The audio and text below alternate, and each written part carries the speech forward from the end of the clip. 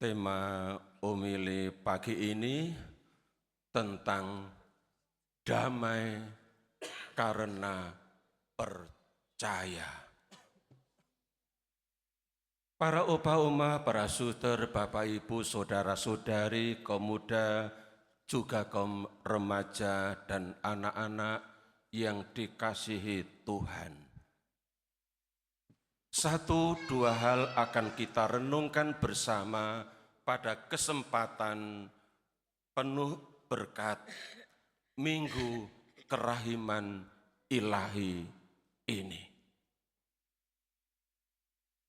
Yang pertama kita akan renungkan sejenak tentang damai. Damai adalah satu hal penting yang diperlukan untuk hidup kita sehari-hari. Itulah sebabnya begitu Yesus bangkit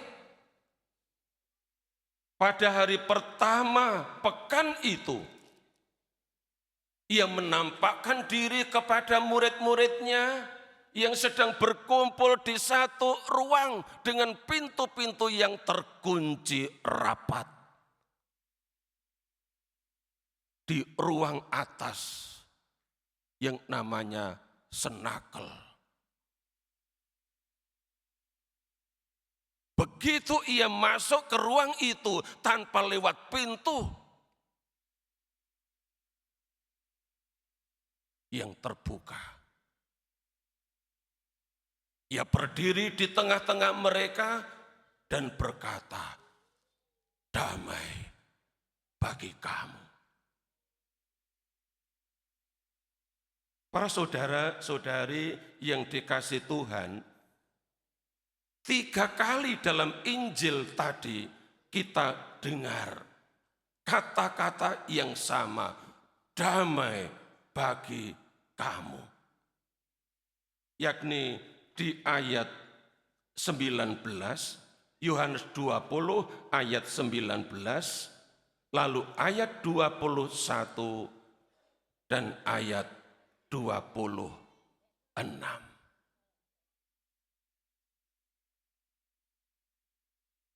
Kepada murid-muridnya Yesus berkata, damai bagi kamu.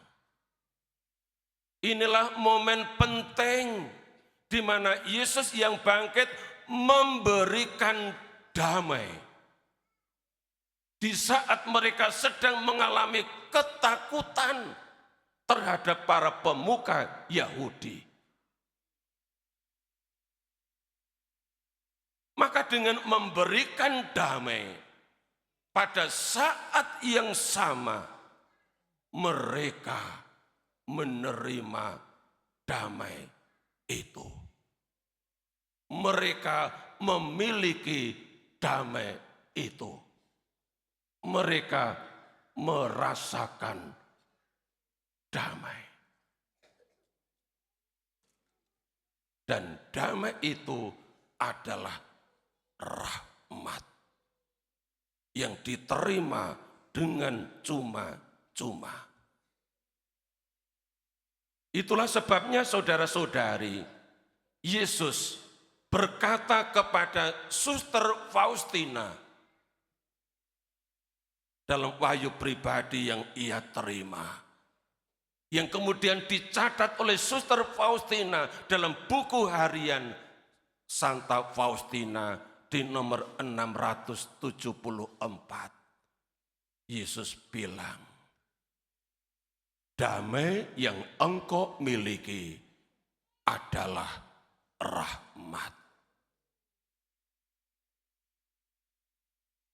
Bapak, Ibu, saudara-saudari, kalau pada pagi ini saudara-saudari Anda masing-masing juga telah menerima damai dari Yesus yang bangkit. Damai ini adalah rahmat. Tugas kita adalah menerima damai itu dengan segenap hati. Kita menerima damai itu dengan penuh rasa syukur. Kita menerima damai itu dengan satu kerinduan. Saya pun mau membagikan damai itu kepada orang lain. Saya tidak ingin menjadikan damai itu milik saya sendiri. Itulah sebabnya Bapak, Ibu, Saudara-saudari, Yesus ingatkan lewat Suster Faustina yang dia catat di buku harian nomor 165. Orang yang tidak mau mempergunakan rahmat kecil tidak akan diberikan rahmat yang besar.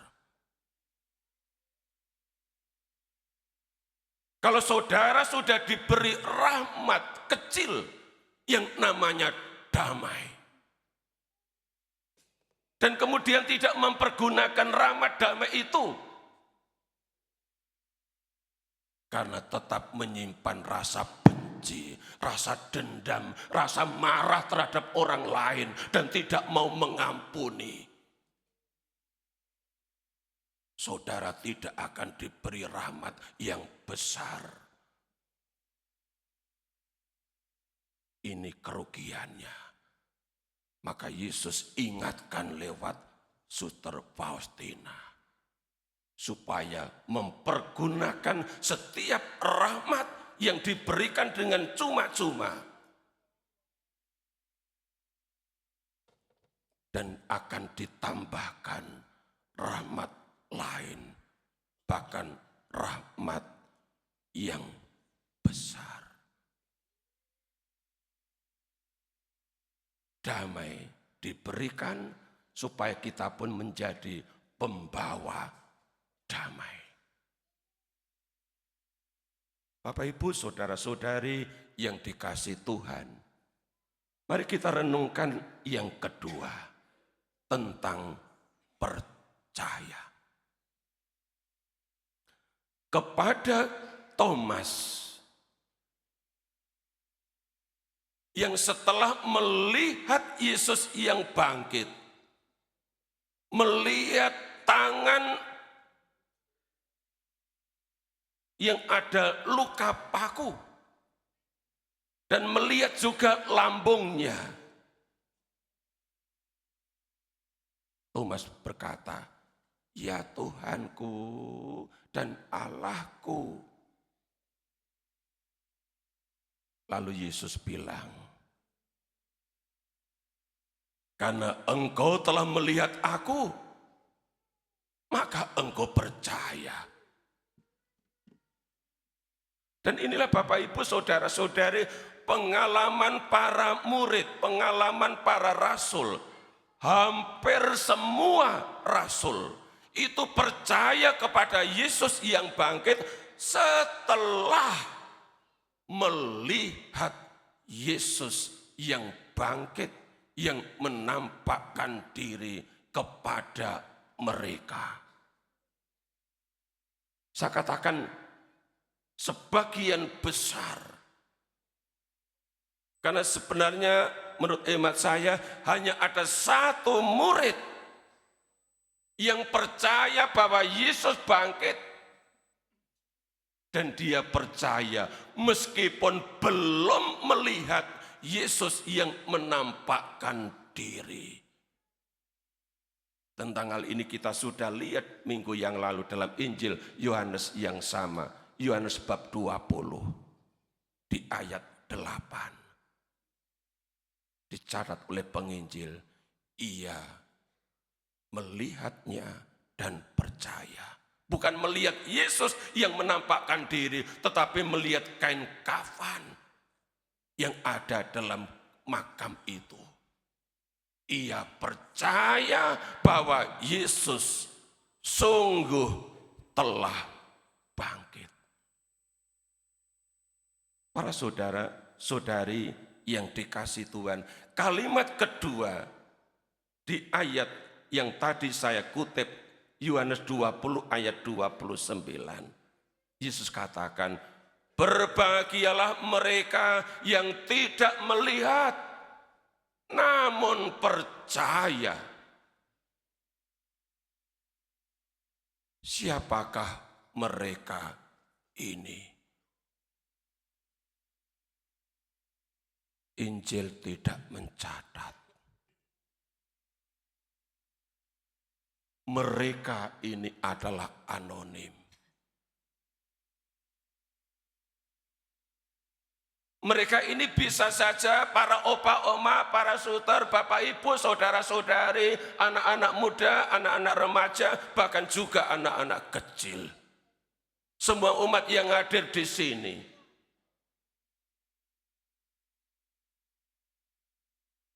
Menjadi orang-orang yang berbahagia karena percaya bahwa Yesus sungguh telah bangkit meskipun tidak pernah melihat dia menampakkan diri dan melihat face to face dari muka ke muka.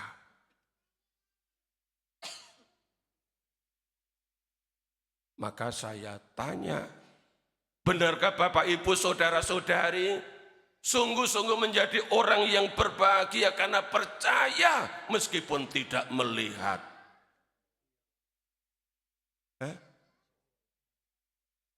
Happy enggak? Puji Tuhan, ya. Bahagia. Percaya kepada Yesus yang sungguh bangkit meskipun tidak pernah melihat, menyaksikan dia menampakkan diri di hadapan saudara-saudari. Maka Rasul Petrus dalam bacaan yang kedua tadi, ya, 1 Petrus bab 1, di ayat 8, Petrus bilang begini, kamu percaya kepada dia, sekalipun kamu sekarang tidak melihatnya. Petrus meneguhkan kita. Kamu percaya kepada dia meskipun sekarang atau meskipun sampai sekarang tidak melihat dia. Persis 2000 tahun yang lalu. Di kalimat sebelumnya masih ayat yang sama. Petrus bilang begini, sekalipun kamu belum pernah melihat dia, namun kamu mengasihinya. Ini yang perlu saya cek. Benarkah Bapak Ibu saudara-saudari yang belum pernah melihat Yesus yang bangkit, namun mengasihi dia?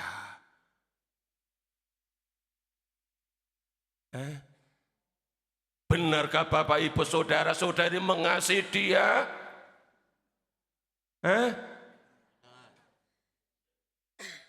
Puji Tuhan. Senang punya umat yang mengasihi Yesus. Sekalipun toh belum pernah melihat dia menampakkan diri setelah kebangkitannya. Penting Bapak Ibu, kita menjadi orang-orang yang percaya kepada Yesus yang bangkit, tetapi juga mengasihi dia. Tidak cukup hanya percaya, tetapi juga mesti mengasihi dia. Santa Faustina memiliki komitmen untuk tetap mengasihi Yesus. Dalam buku harian nomor 589, dia menulis di buku hariannya begini. Aku telah menyerahkan diriku kepada kehendaknya yang kudus. Dia bilang kepada Yesus. biarlah dia bertindak sesuai yang ia inginkan. Biarlah ia bertindak terhadapku sesuai yang ia inginkan. Lalu kalimat berikutnya dia katakan, dan aku tetap akan mengasihi dia. Menurut saya ini komitmen yang luar biasa. Apapun yang Yesus lakukan untuk dirinya, entah menyenangkan dirinya atau tidak, dia bilang, dan aku tetap akan mengasihi dia. Orang yang seperti ini akan menjadi murid Yesus yang setia.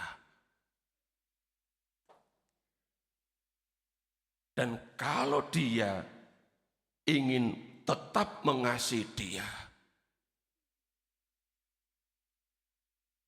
itu pun diperjuangkan lewat hal-hal yang konkret, yang nyata. Maka dalam buku harian di nomor lain, yakni nomor 598, dia menulis begini, oh Yesus, begitu berkobar-kobar keinginanku agar setiap jiwa menyerukan kerahimanmu. Dia punya keinginan yang berkobar-kobar agar setiap jiwa menyerukan kerahiman Tuhan. Berbahagialah mereka yang menyerukan kerahiman Tuhan, kata Suster Faustina.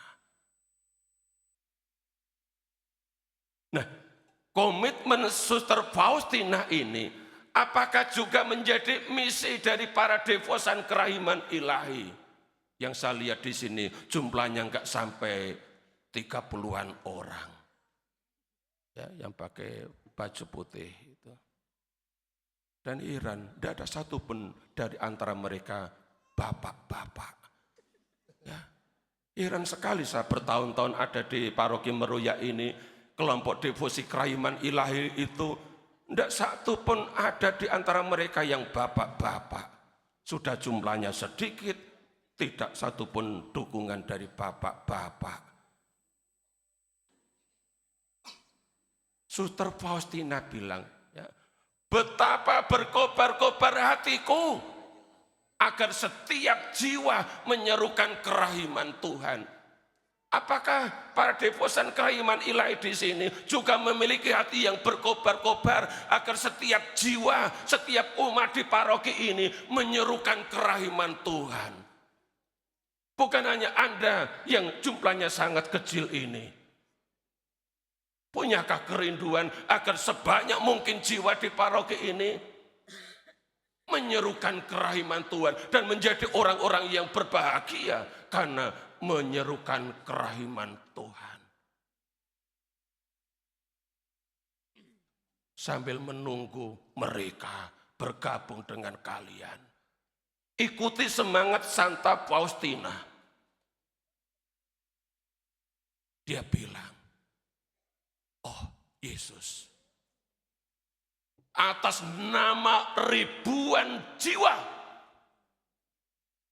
aku akan memuji kerahimanmu. Santa Faustina ketika dia menjadi suster mau menjadi silih atas banyak jiwa. Maka baik jika para devosan juga mau menjadi silih atas ribuan jiwa, paling tidak di paroki ini. Atas nama ribuan jiwa menyerukan kerahiman ilahi, memuji kerahiman ilahi. Dan dengan menyerukan kerahiman ilahi, dengan memuji kerahiman ilahi, akan merasakan secara pribadi kerahiman ilahi itu. Dan kerahiman ilahi akan mendatangkan damai. Damai karena percaya akan Yesus yang bangkit. Dialah sang kerahiman ilahi itu. Selamat merayakan pesta kerahiman ilahi.